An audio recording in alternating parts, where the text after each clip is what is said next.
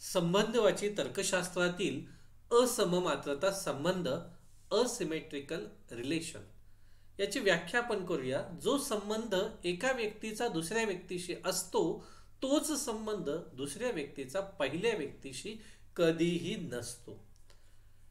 च्या उत्तरेला असणे, च्यापेक्षा लहान असणे, चा पती असणे, चा गुरु असणे, चा पिता असणे अशा प्रकारचे शब्दप्रयोग जेव्हा आपण दोन वस्तू, व्यक्ती, घटना यामध्ये लावतो तेव्हा इथला संबंध हा एकमार्गी असतो. म्हणजे पुढे पुढे तो जाणार असतो, पुन्हा तो तसाच संबंध मागे येणारा नसतो.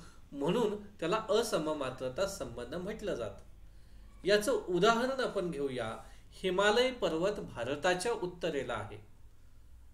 आता इथे आपल्याला असं म्हणता येणार नाही की भारत हिमालय पर्वताच्या उत्तरेला आहे, हे म्हणता येणार नाही. दुसरं उदाहरण आपण घेऊया.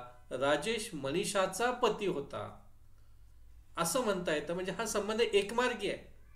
मनीषा राजेशचा पती होता असं आपल्याला म्हणता येणार नाही. तिसरं उदाहरण, सॉक्रेटिस प्लेटोचा गुरु होता, हे एका मार्गाने सरळ बरोबर आहे, पण आपल्याला असं म्हणता येणार नाही की प्लेटो सॉक्रेटिसचा गुरु होता, हे शक्य नाही. म्हणजे इथं असणारा संबंध एका बाजूने बरोबर आहे, दुसऱ्या बाजूने तो बरोबर असणार नाही. म्हणून याला असममात्रता संबंध असं आपण म्हणतो. इथे दोन व्यक्ती, वस्तू, घटना यांच्यामध्ये आपण जेव्हा संबंध लाभतो, म्हणजेच एचा बीशी जसा संबंध आहे तसा बीचा एशी संबंध नसतो. याचं चिन्हांकन आपण करूया.